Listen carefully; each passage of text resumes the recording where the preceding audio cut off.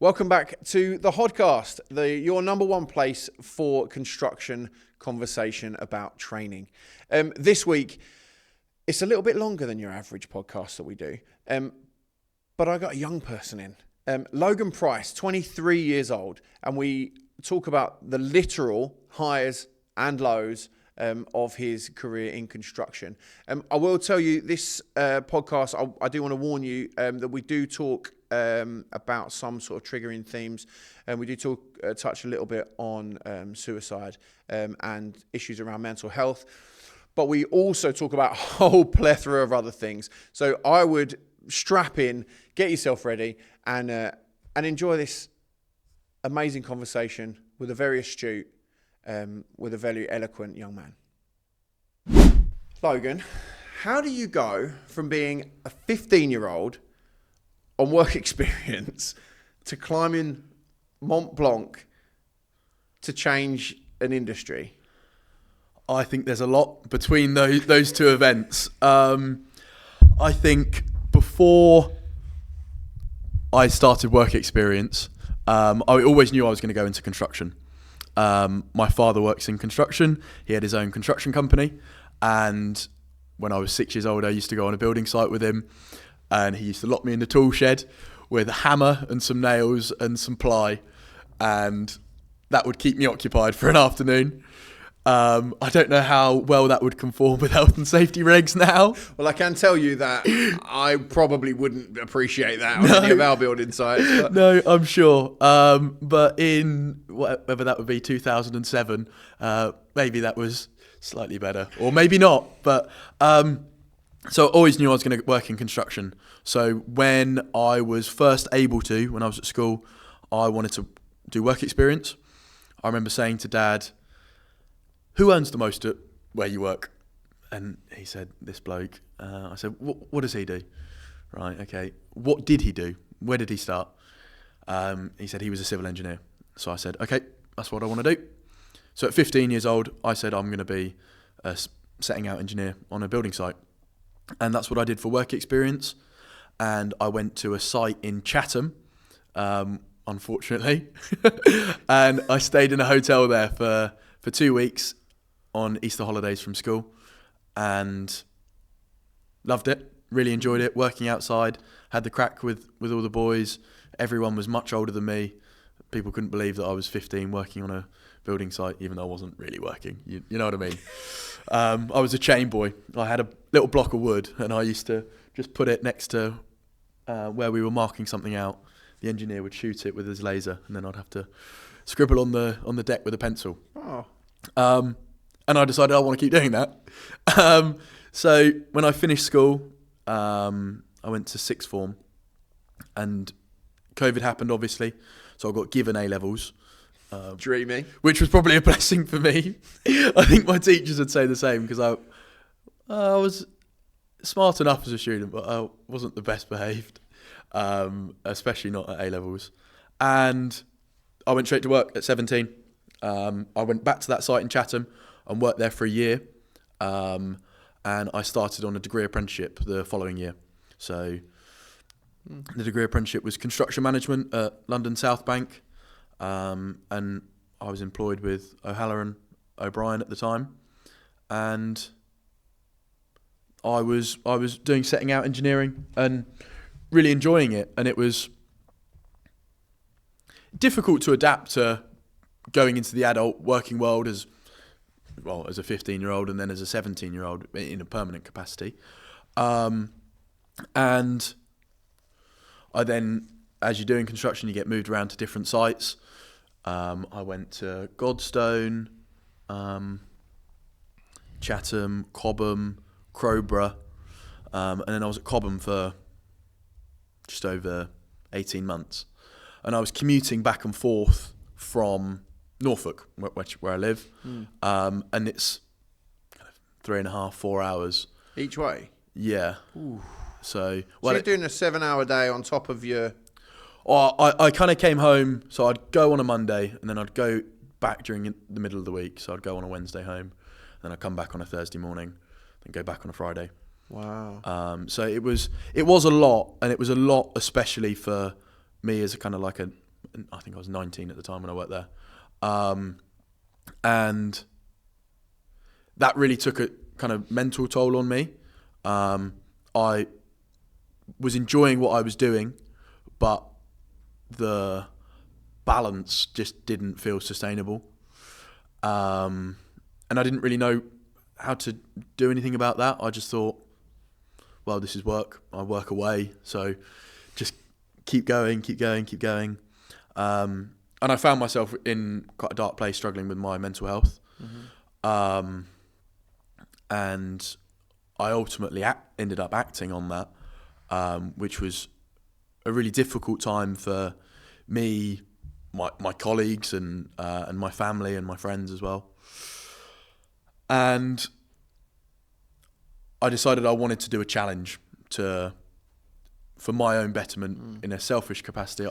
So just before we get there, you found yourself in a dark place, and when you say you acted on that, what? Because for the mere mortals among us that don't know everything there is to know about mental fitness, mental health, any of that stuff, what does that mean, and how? I don't want to get like too melodramatic about it, but like, what sort of dark place did you find yourself in, and how did that manifest itself? So I found myself just constantly contemplating suicide, and not really telling anyone. So it ended up spiraling that I was just thinking about it, and I couldn't think about anything else. So I would think about that at work, on my way to work, on my way home from work, at home. And it was really difficult. And I remember I told one of my friends at the time what I was thinking, and he said that wasn't a normal thing to think, especially to the level of which I was thinking about it. And we were really close. We are still close. And he told my parents, and they said that I needed to go to the GP. So I went to the GP and was prescribed antidepressants. And that actually made things worse in the short term. There's sertraline has a adverse effect for the first week. And then after a week you kind of get better. And I didn't know that. So that first week was awful. And within that week I attempted to take my own life. Before I went to work, I was at home in Norfolk. And that's a kind of culmination of the pressure and the stress at work and feeling isolated and the travelling and all of those things. So that was obviously really, really difficult for my family and I. And that kind of leads us on to the challenge that I did do. Before we get there, because there aren't many conversations that happen around any of this stuff. Yeah. And you're not old. No. in fact, I would go as far as to say you're young. Thanks, I appreciate it. And fortunately, I don't know if you're allowed to say this. You're not very good at taking your own life. Yeah, no. Fortunately for us, absolutely. That place, because I mean, rightly or wrongly, there'll be people thinking, how stressed can a 20-year-old man be in the workplace, and how lonely and isolated? And that's one of the things that I'd love to dig into, because I don't think anybody talks about that. No. People think, young people, they haven't got a care in the world, and they're just weak, or they're just this or that or the other. And I don't think any of those things are true necessarily, but we don't talk about it. I think that's part of the real stigma around mental health, especially in construction. Look, we've all got kind of our own personal limits, and all of those are different for different people. And you could be going through the hardest thing in the world and be absolutely fine. And you absolutely could be. But you could also go through something that someone could look at as trivial, work, and that could be the thing that pushes you over the edge. But for me, I knew my balance wasn't right, but wasn't able to talk about it. and that kind of compounded the issue. I don't think mental health is that person's going to have a mental health issue because they're going through something difficult, or that person isn't going to because they're not going through something difficult. It's a real sliding scale of experience and how you perceive it. I know people who you would look at and go, well, they're not going to have a mental health issue because they're the most successful person you know. They've got a loving wife at home, they've got kids, they've got a nice car, they earn lots of money. That doesn't mean that they are void of ever suffering from mental health. If you'd have spoke to every single person nearly at my school, I'm sure, I've been told by some of them that they wouldn't have expected that I'd have had a mental health issue. Because of my character, I'm quite outgoing, I'm smiley, and I never thought I'd struggle with mental health. And it was something that crept up on me in a way that shocked me and shocked a lot of my friends and family as well. Well, the interesting thing that you say there is the idea that you are the smiley, the happy, the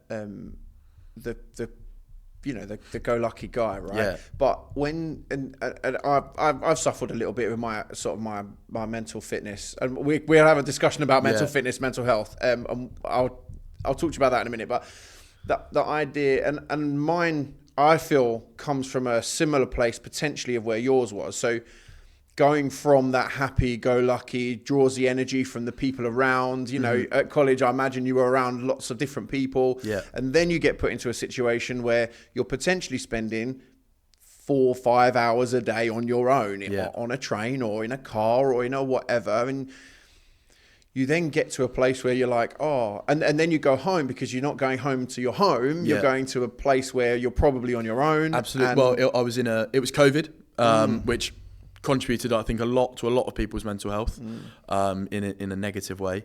And I was staying in a not nice enough hotel in Cobham, and they used to post the food to the door of an evening because it was lockdown. So you'd go home and you wouldn't see anyone? So I would go to the hotel room and they would leave the food outside, and that was it. So in terms of isolation, I think it was quite a niche example of how isolated you make. The only time I've ever heard of something like that is when you see it in films, when people are in isolation in prison. Yeah. So they literally are locked in their room, and someone posts the food through the door and shuts the door, and you don't see another soul. Yeah, and that was it. And because I was so young at work, I was kind of finding my feet still. I wasn't the chatty and really outgoing person in the same sense I was at school, because you're kind of going from you're the oldest person at school to the youngest person at work, and you find yourself along that. So I remember saying to my parents, I wouldn't speak at work unless I was spoken to, because I didn't want to do anything wrong. I didn't want to annoy anyone.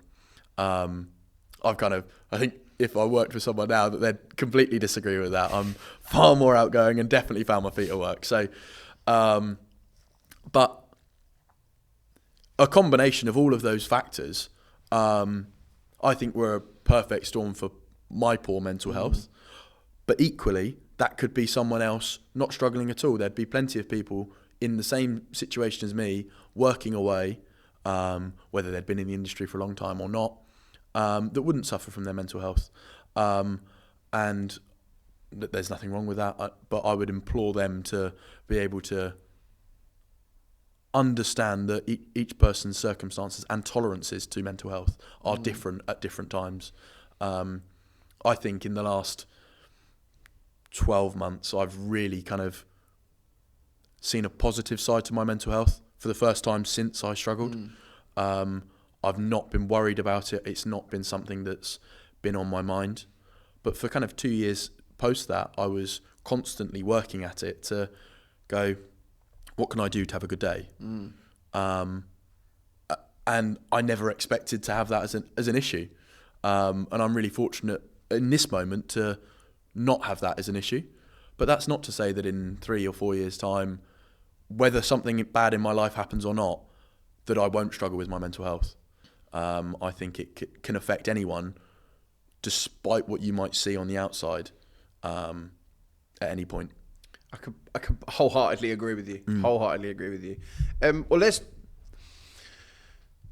let's talk about your big challenge, because we've been teasing it for a little while now, but I do really want to know about it. So that was like the start of it. How, you've gone from this place and then you've gone to deciding you want to go and climb a mountain.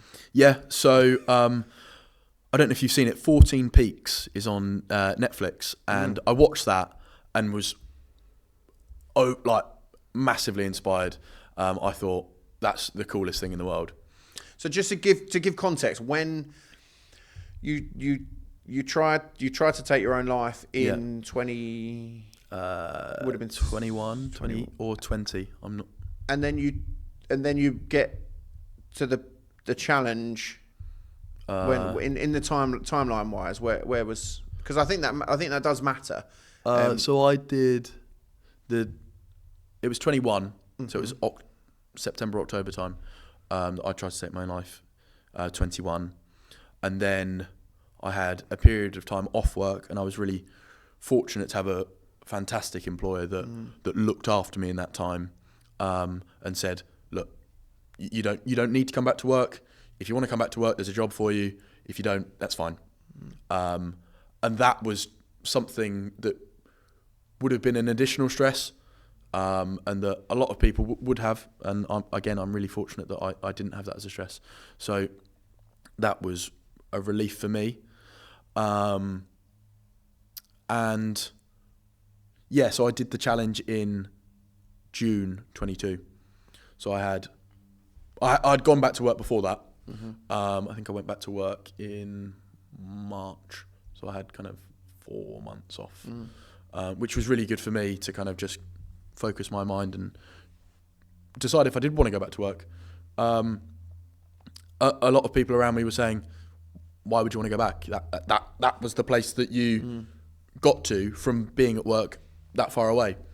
But like I said to you, I've always been around construction. My dad's had his own construction company, and I love the construction industry. I think it's amazing, and it's a real place of growth for a lot of people. So I kind of knew I wanted to go back, but I getting to that decision in a place of mental instability was I did it in the proper way.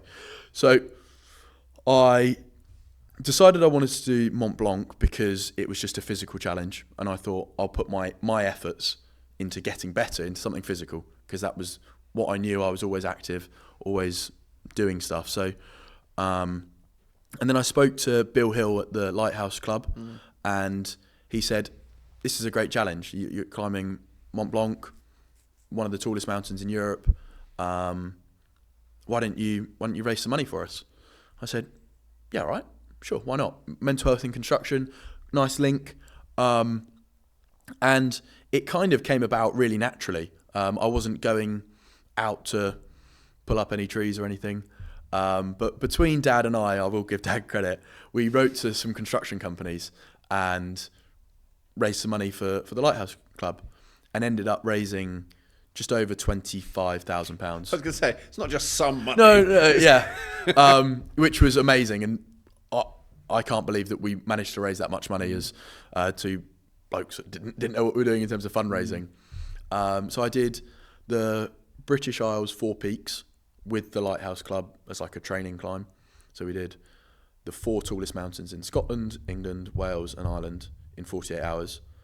And I did that with some friends, and it was like a lighthouse challenge, and that was really good. And then then I went on to do Mont Blanc, which was massively successful. In fact, I met, this is quite cool, that I met Nims, who's the bloke in 14 Peaks, on Mont Blanc the day that I summited. Wow. So he was staying at the highest hut. Well, it was on the training climb. Of course he was. He was staying at the highest hut in Europe. So it's on the Monte Rosa Massif, and he was at 4,600 meters or whatever it was. And I saw this figure kind of running down the mountain, literally running down the mountain. I'm there, full gear, like salopettes, jacket, jumper, everything, like hat, crampons. This bloke's running down in trackies and a jumper and trainers. And I'm out of breath walking up this hill, and he's just kind of just like, "Oh, you're right, how you going?" So I'm, Nims, can I please have a photo? So I got a photo of him and I. I love the fact that you're all made up and he's just there in his jumper. Yeah. Oh, no. He was just so unfazed. But he would be. It's this, half the height of Everest. So yeah. And all of those 14,000 as he's done. So that was amazing to be able to see him. And I climbed with some amazing people, had a great guide. And yeah, so that's how I kind of got involved in the mental health world of construction. What was the biggest challenge for you during Mont Blanc? Like, what did you learn about yourself? Because you've obviously come from like less than a year before that. You were in arguably the darkest place a person can be, to then being on the top of this mountain peak. Yeah. Like what did you learn about yourself? Well, I think it's a nice contrast that it was the highest I've been and then the lowest I've been. So you're right. I got really into like the kind of self-help stuff, maybe a little bit too much, and just focusing on the things that were important to me in terms of seeing my friends. I think that's massive for just having a laugh and taking your mind off stresses in life that happen, and the importance of physical fitness. When I was away and during COVID, in that time, I couldn't go to the gym, and I loved doing that, and that was kind of taken away. And I think that was something that really affected my mental health. It was the kind of the first time, not that I was in, but I was putting on weight by not going to the gym, and that was affecting my mental health as well. So being able to go back to all of that and focus on the things that really mattered to me helped me get into a better place. And then it was being able to get out of bed on time, go to bed on time, and really, really like basic things, but things that I wasn't doing when I was in a worse mental state. So, and just getting those right on a consistent basis really helped me get into a better place. Mont Blanc was really challenging for me at the time. The altitude was difficult. It's 4,866. Just a few feet. Like. Meters. Meters? Yeah. Just a few. So it's like triple that in 17,000 feet, something like that. So like it's high enough. And I struggled with the altitude. So I took lessons from that into the next climb that we'll talk about, which was, I would say, much tougher, even though it wasn't as high. But just the kind of resilience of it, at keeping at doing something and the consistency of it. Mont Blanc was hard enough to climb, but just keep putting one step in front of the other. And I think I did that in my kind of recovery as well as on the mountain. So, yeah, and the difficult thing about mental health / fitness, is the choices that you make, right? That you have to. It's like a conscious choice to put one foot in front of the other, and that's why I find Simon Sinek talks about. I don't know if you've heard of him. Yeah. Really cool guy. Do I love that man? Maybe I love that man. Really intelligent. He says a lot of very, very good and clever and interesting things. One of the things that I've taken away from what he says is the idea of mental health and mental fitness, right? So I have been... I was in hospital. I've been in hospital a couple of times over the last few months for health, right? And some of those things I have absolutely no control over. And my mental ability is something I actually do have control over, and my bodily fitness is something that I do have control over, which is why, and I'm not, Mental Health Awareness Week is that's never going to change its name. Do you know what I mean? I'm not advocating for a specific like name change. For me, I just find it more helpful to talk about fitness because I have a choice in my fitness, whereas I don't necessarily have a choice in my health. Things can happen in your life when you become unhealthy, and you don't have the choice to. If something in your body just decides it's going to do the thing that it does, you don't really have a choice. Whereas fitness is more about, and as I said, like not more about the journey, but it's certainly about a journey because you can, if someone said the building's on fire and you need to run 5K now, you invest a lot of time into your physical fitness. And I bet that if you needed to run 5K, you probably would be able to, and it wouldn't actually be the end of the world. I don't spend a lot of time investing in my physical fitness. And if I needed to run 5K, I probably could if I absolutely had to. But if the fire, or if something was chasing, it'd catch me before you, right? So, we have direct control over that. Yeah. When you talk about you're doing work on your mind, that's essentially like going to the gym for your mind. Yeah, absolutely. Right. And I find the fitness element of that an easier way of, because if you say, I'm struggling with my mental health, there are a gazillion things that could be talked about. Whereas if I say, my mental health struggling a bit like fitness wise at the moment, for me, it's a bit of an easier I think jump to. And I think it can be a more palatable term, and I wouldn't dissuade anyone from using their own term. Yeah, for sure. I like mental health because that's the problem that I most relate to, and I think. When you're working on it, it can be mental fitness. You can do things today that can help your mental fitness in a kind of step-by-step journey. For sure. But that isn't to say that you can't have poor mental health, and there could be something like in your physical health, in your mental health that you can't quite control, and that just does blindside you and go, shit, I didn't think that was going to get me how it's got me. I don't want to say like something trivial like a cold, that could get your physical fitness and you could be laid up in bed for a couple of days. And you could have something the same in your head that you don't understand, that you don't know why it's happened, has affected your mental health. I like, when you were talking there, I think you explained it better than you did when we were off there. And the fitness side of things in terms of keeping on top of it, I really like. Because there are things you can do but of your own accord to make your mental health more likely to be better. Yeah, I think it's a yes and, isn't it? It isn't. There could be the same people that we're talking about that could do all of those things, that could spend time with their family, do all of the things that make them happy, be really fit, have loads of money, and they've still got poor mental health. So, and that could be just an external factor or an internal factor that they don't understand.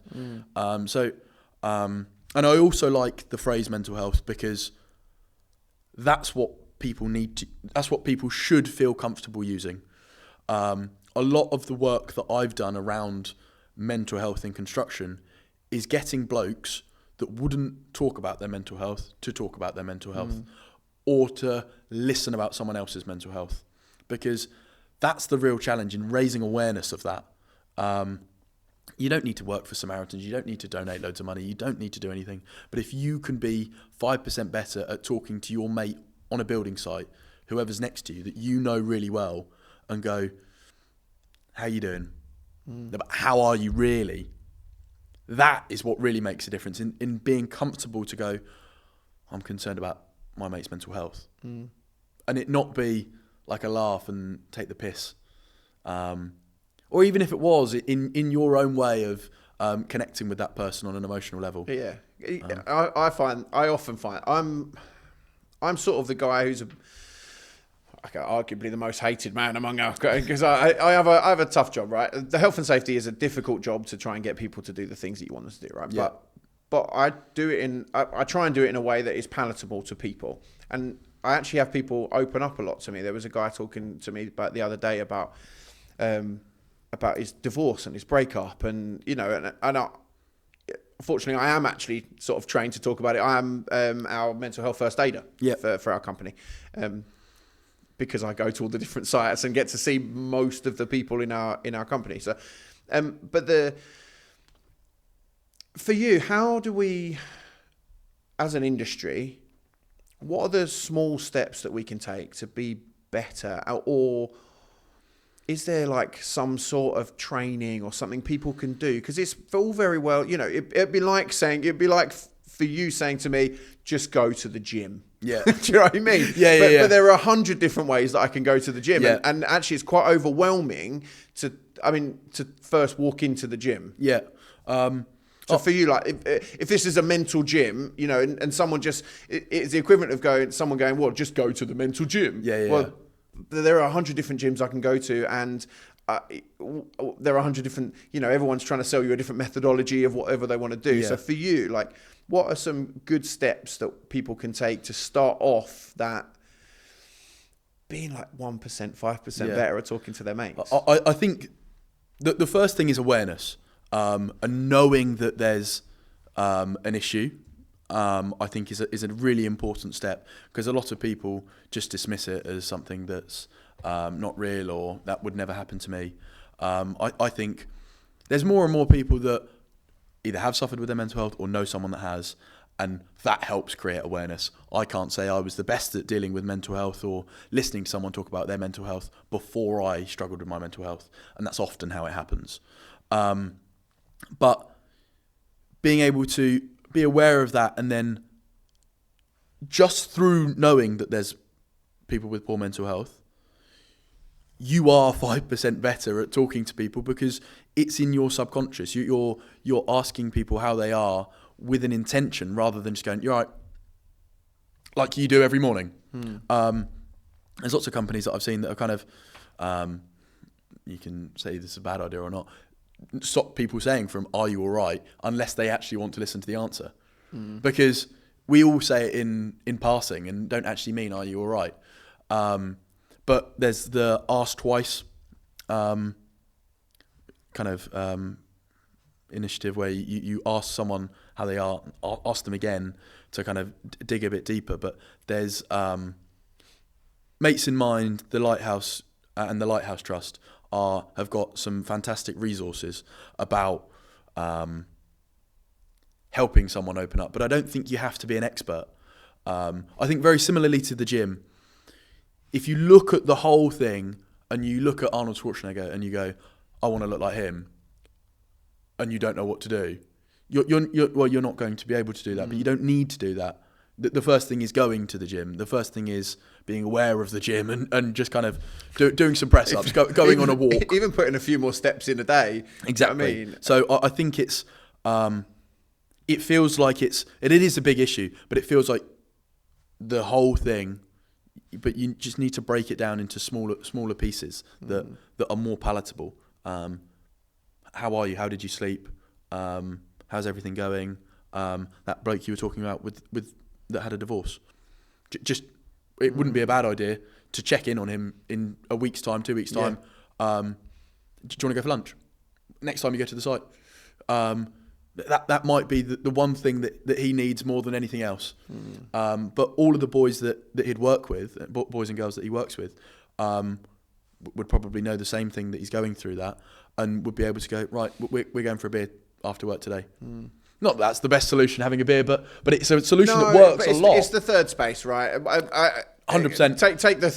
Take the beer out, add in, let you want to go to the third, and that sounds weird, but if it's the coffee shop, the pub, the restaurant, anything to just kind of take someone's mind off of that. Sport, I think, is a fantastic one. Whether you're playing sport or going to the football or the rugby or playing whatever, I find playing is fantastic because it's social and physical, and you just kind of forget about everything for the time you're playing. That's how I find it. Well, a lot of sport as well is about community, and Absolutely. I find that is especially if, I mean, well, you were telling me about church, and I've been to church before. I don't go at the moment, but I think that's where church is fantastic in terms of having a community. And you'd say about that third space, that is one of the most important things in having great or better mental health, mental fitness, because it allows you to just take your mind off all of the things that could be going on in your life. It doesn't mean that you're going to take your mind off them. It doesn't mean they don't exist. That those financial pressures, family pressures, divorce, anything. But it's a place where you can just kind of be yourself and be around similar people that talk to you like a human being, because that's what's really important for your mental well-being. Well, you've sort of in the last little while been thrust into the limelight of being on like some pretty big stuff. I mean, you obviously wrote to the B1M, who are, what's the greatest construction podcast in the world, or the biggest construction. I can't remember their exact strapline. So I think they're the biggest construction media platform. That's it. So they get more views than anyone else. I mean, I watch them regularly. I watch their videos are awesome. They're fantastic. The production level is unbelievable. So I was just a fan of them. I'd watched them kind of as a kid, and I ended up actually working on one of the sites that they made a video on. So I ended up writing to Fred after I'd done Mont Blanc, and said to him about, well, that video. I remember quoting it and saying, I actually work there now. And I loved that. I thought that was really cool. I must have watched that probably 10 times before I started, when I knew I was going to that site. And I told him about my mental health and what I'd been through. And I think that it was a kind of an issue for construction as well, outside of me, because I'd had people write to me after I did my challenge. And he really opened up to me. He won't mind me saying that he said that he'd struggled with his mental health. And that's someone that you'd look at and you'd go, no way Fred Mills would have mental health This issues. guy has got it together. Like, he's in great shape. Yeah. He's got wife, he's got kids. He's really successful. But that doesn't mean he's not got things in his life that could be really difficult. I don't need to go into the things that he struggles with, but he really related to me as a young person writing to him in the construction industry that had struggled with their mental health. And we went for coffee in Canary Wharf near the site that I was working at. And my project manager didn't understand it. He said, what do you mean you're going? I said, I've got a meeting. He said, well, it's not with the client, so I don't care. So I had to beg and plead to have an hour and a half to go for a coffee. You see this YouTube channel that's going No, on I here? showed him and he like, couldn't care I less. don't care. He said, that's not going to get the job built. So, and that's kind of the stigma that you talk about with mental health in construction. They just not understanding it. But that's not his fault. No. And Fred said he was going to set up Get Construction Talking, which is an initiative to get people on site talking to each other and being able to listen, and just have a conversation. You know the people you work with better than most other people. If you're on site for 10 hours a day, you're nearly spending more time at work than you are at home. And that's the reality of the working world. But those boys and girls on site will know you really well, that they'll know if you're in a good mood, if you're in a bad mood, what sort of banter you can take, what you're into, like how you're feeling. And they'll be really attuned, whether they know it or not, at being able to cheer you up and being able to ask you questions and see how you are. And it's about getting those people to be able to be more comfortable just asking a mental health loaded question, whether that's overtly or not. It doesn't need to be, how's your mental health? It could just be, like I said, how are you doing? How are you really? What's going on with you, mate? Yeah, exactly.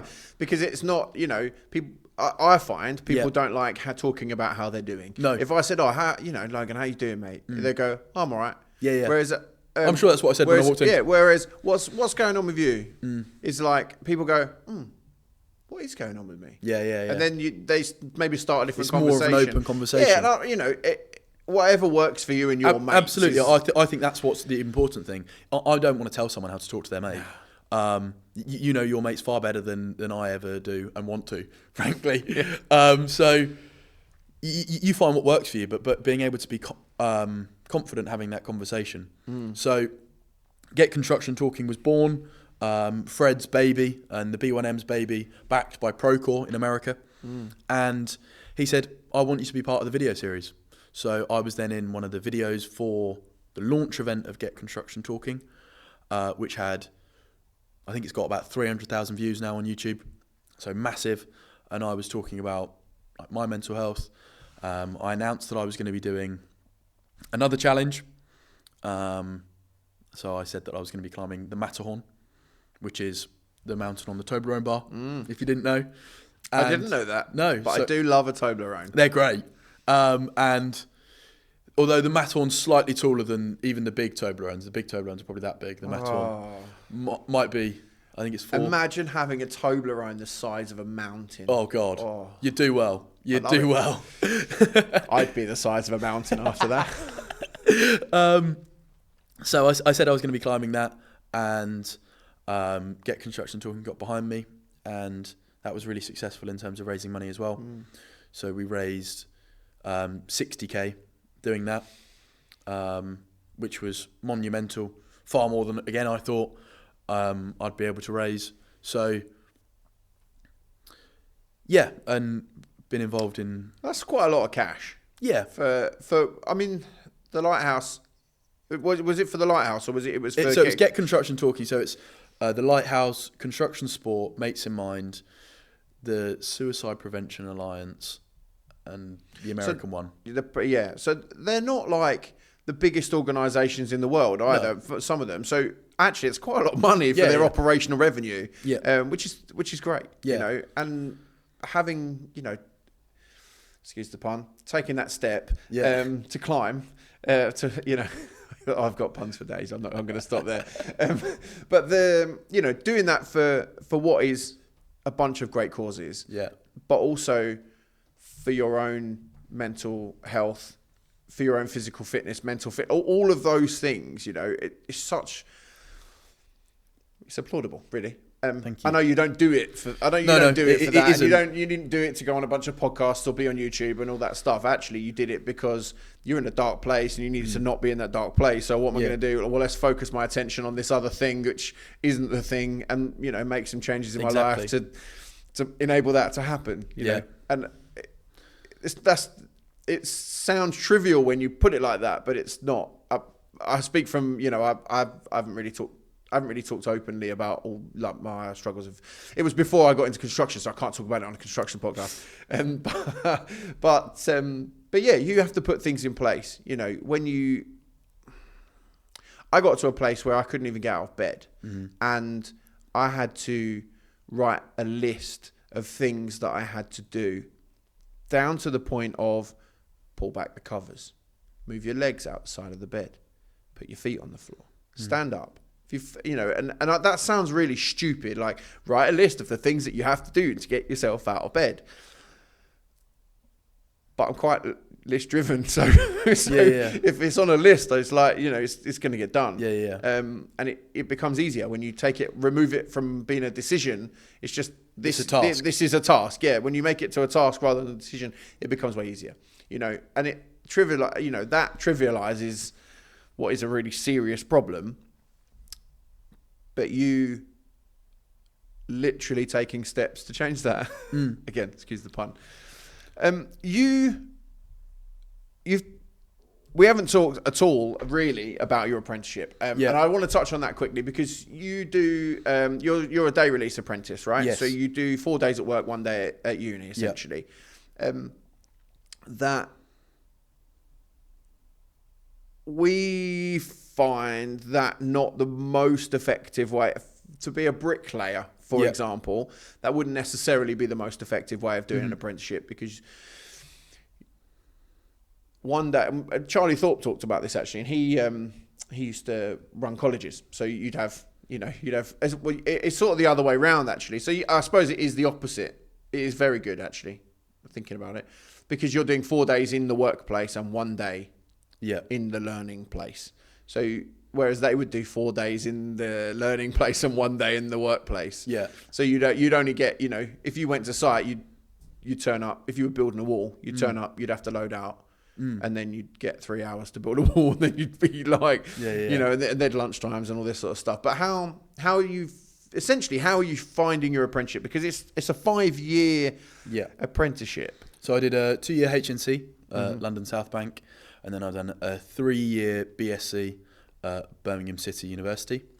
I'm in my final year now, like you say, and I think it's a great route. I'm massive advocate of apprenticeships. I've been on the Young Apprenticeship Ambassador Network and been to some of their events, kind of supporting construction industry. And I think for young people that want to go into construction, it's a great way to go in at an entry level and progress quite quickly.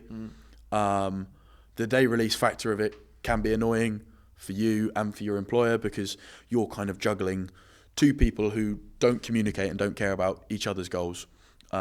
University want me to do my assignments, want me to do them for these dates, and work want me to work and get all of my tasks done. And there's very little. There's not much overlap, I would assume. So balancing that can be tricky, but it's a really worthwhile way of going about things, and it's a good way to bring people up to skill for the workplace. Could you have done your degree if you weren't working in a construction job? You could have done your construction. You could have done your degree, but I don't know. Say you were working in Tesco, and you had to. You have to be attached to a company? So it's based on the employer. Well, you just wouldn't get any funding. No, you could. I suppose, because it's an apprenticeship. It's not just doing an open university degree, right? I suppose that there's a world in which I could do it as a part-time student, rather than as an apprentice. Yeah, fair. But the term apprentice means that it's kind of funded CITB, so it would have to be related to the discipline that I'm doing at work. Perfect. Yeah, and I've had one younger person on. And she's 21, and she's just finished her MVQ in bricklaying, so she's become a bricklayer Tegan. We have a skills gap in construction, right? And we talked a little bit about off pod about that. Site Ready are doing their utmost best to try and get as many people into construction as humanly possible. As a young person, what is your take on it? Because it's all very well and good as older people saying what we think. What do you think? I think it's difficult, actually, when we've just had a conversation about mental health, and I'm saying about how the construction industry's got a mental health crisis, and we're still trying to bring people into the industry, and saying there's a skills gap. So they're almost butting heads, those arguments. But despite mental health crisis going on in construction, I think the construction industry is a fantastic place to work. I genuinely love construction and am passionate about it. I love seeing projects being able to develop, and you go, well, Dad's in construction, so he'd drive around and go, built that. And it used to really annoy me, but now I think it's quite cool. And now I know that I'll be doing the same with my kids at the point in which I do have kids. So I think the construction industry as a whole is fantastic. I think we need to look at getting people from a younger age to decide that they want to go into construction. I always knew I was going to go into construction because it was a family kind of thing. And that's kind of how it feels that people are in construction. My dad's in construction, my uncle's in construction, so I'll just get a job there. How do we attract people that aren't family tied to construction? And I think it's kind of going to schools at a younger age, getting people before 16 to sign up for apprenticeships. There being help for smaller employers to get apprentices, because that's the majority of the workforce, SMEs. It's not Berkeley Homes and big construction tier 1 companies. It is a lot of those, but they don't employ that many tradespeople. Yeah, they don't directly employ bricklayers. The subcontractors that work for them do. And how can those tier 1 contractors support the subcontractors better?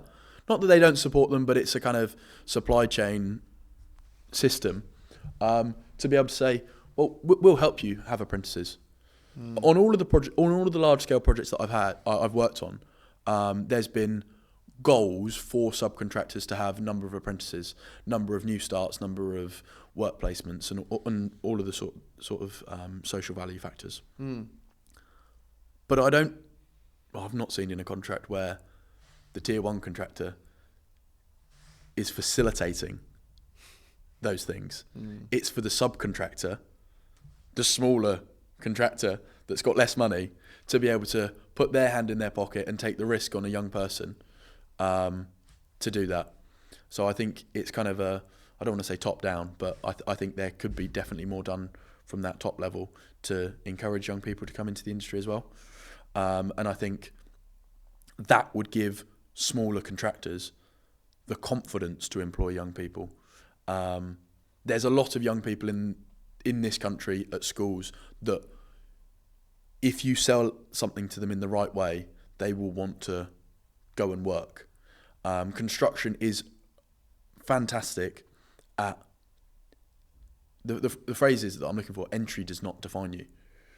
You can go in as an unskilled labourer and be a contracts manager if you work hard and if you're clued up. And there'd be hundreds and hundreds of examples of people who have done exactly that. And the ability for you to earn money in construction is much greater, I find, than in many other industries. When I first said to my dad, who earns the most at the company that you work for, that's what was motivating me as a 15-year-old. Is that something that still motivates? Because I feel like maybe it's not. I'm really fortunate that I get to do lots of events. So, GSQ I work for and Site Ready, who are sort of an incestuous thing, but Garry Staines is doing loads of really I've seen all great the work stuff. that Garry does. It's fantastic. And we're doing lots of things in Basildon and in and around Essex and Cambridge, and I've had school children who are in year 2. I did a schools day, just me. I did the kind of story time bit, which is like the hardest bit. But I wrote stories around. We had Alex, the quantity surveyor. We had. I was talking to them about different things, but I'll say to people, do you know that bricklayers can earn more than doctors? And they're like, no, didn't know that. But they don't seem to be that bothered. So what is it for you that we could be telling people your age and younger? What drives, maybe not you, but what drives the generation to do a certain job or be a certain type of person? I think as the spokesperson for the generation, as the only 23-year-old ever, I think being able to work with your friends and have a kind of community sense of it. I think a lot of people in construction would say that that's the reason why they love working in construction. If they do love working, I hope they do. Being able to be with your mates and have the crack and have a laugh and enjoy going to work, I think is a really important thing. I don't think construction, the balance of work and the work-life balance is always going to be a difficult thing. And I don't think we can shy away from that as an industry. I don't think we need to try and make construction seem like it's really easy, because it's not. Construction's hard work. That's fact. And if the people that want to come into construction want to work hard, they will do well, and they can earn more than doctors. So you can. A lot of other industries kind of have the work-life balance thing that works on their side, but we don't have that as much. So it is more of a challenge from that point of view. Do you think there's a way that we can think of tradespeople being as highly regarded as doctors? Because I get it, doctors are like saving people's lives and stuff like that. But everybody lives in a house. Do you know what I mean? So, and everyone who goes, everyone sees a doctor at some point in their life. They're either born or they get ill or whatever. However it is, everybody sees a doctor. But everybody lives in a house, and that house has been built by somebody. Whether that was, they finished being built yesterday or finished being built 400 years ago. 500 years ago. Some people live in really old houses. Is there a way we can do that for the generation coming through, and how?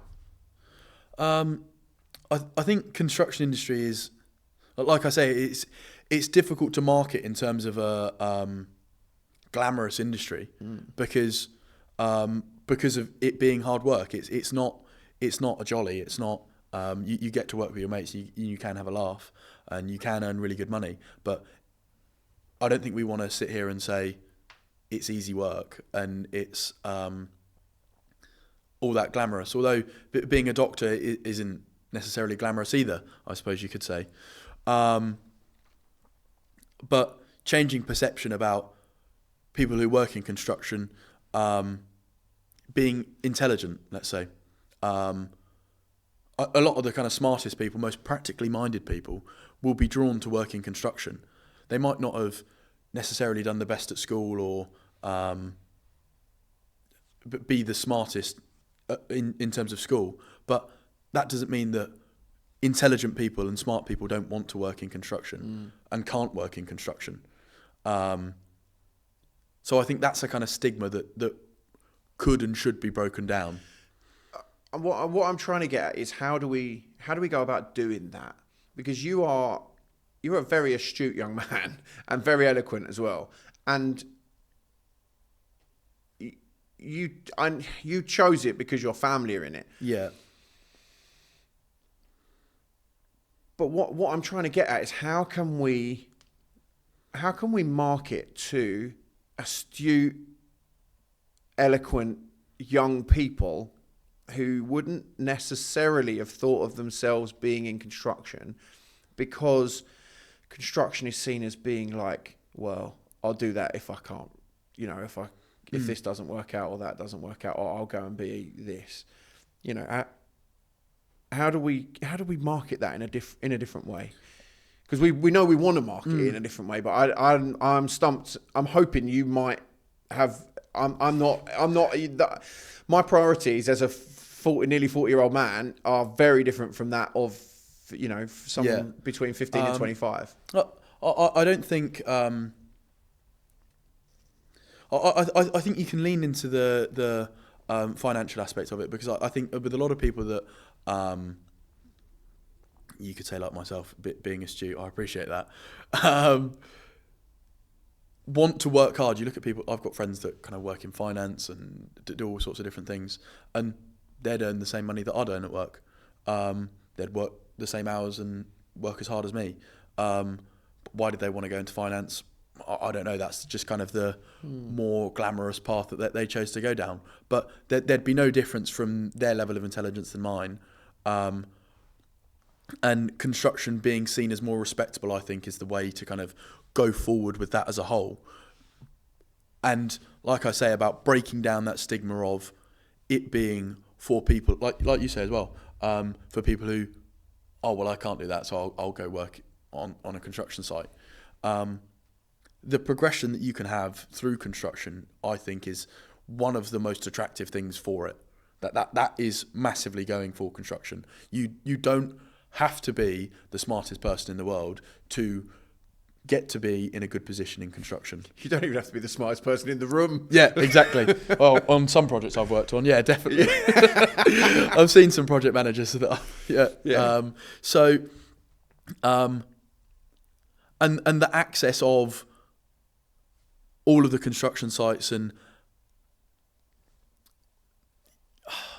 I think it's a really difficult thing. And I'm we not talk asking you to solve the world here. I don't often get people sitting in front of me who are in the generation, arguably, in the generation that we're trying to reach. Yeah. Right? Because there are a bunch of people your age who maybe haven't even made their mind up about what they want to do yet. Absolutely. You know, and I would love for you to be the poster boy of go make up your mind and be, come into construction. I think that the things that separate construction are the crack that you can have with your mates. I think that should be something that you lean into.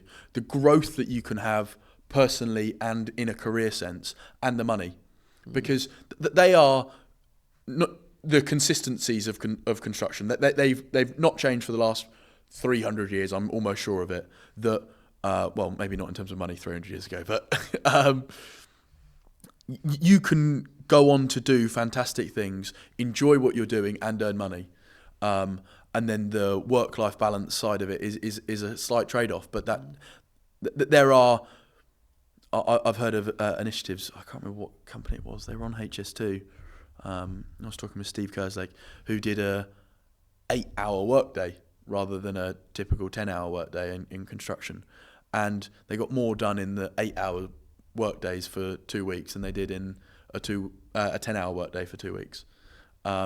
So being able to make it more appealing, I think, is something that will have to happen to get young people who are, I don't want to say increasingly lazy, but I will.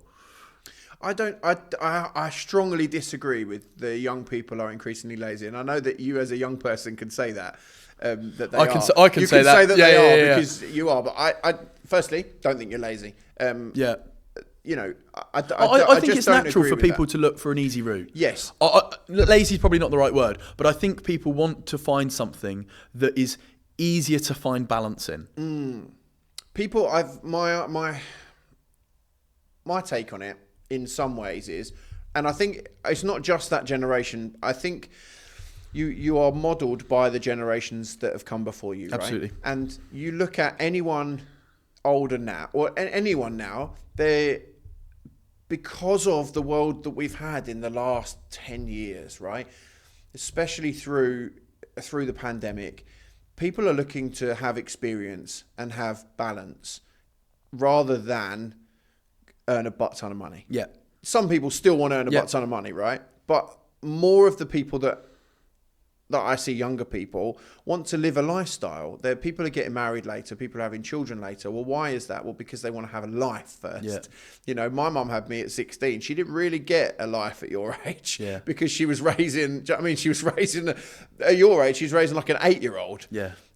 That's crazy. So she does. So she didn't. But now she was on holiday last week, and she was on holiday a few weeks ago. She's a school teacher. She just goes away in the holidays because she wants the experience. And I think if we can make it, our friends at Core 4, they run a podcast called Hard Hat Chat, and they do a 4-day week in construction.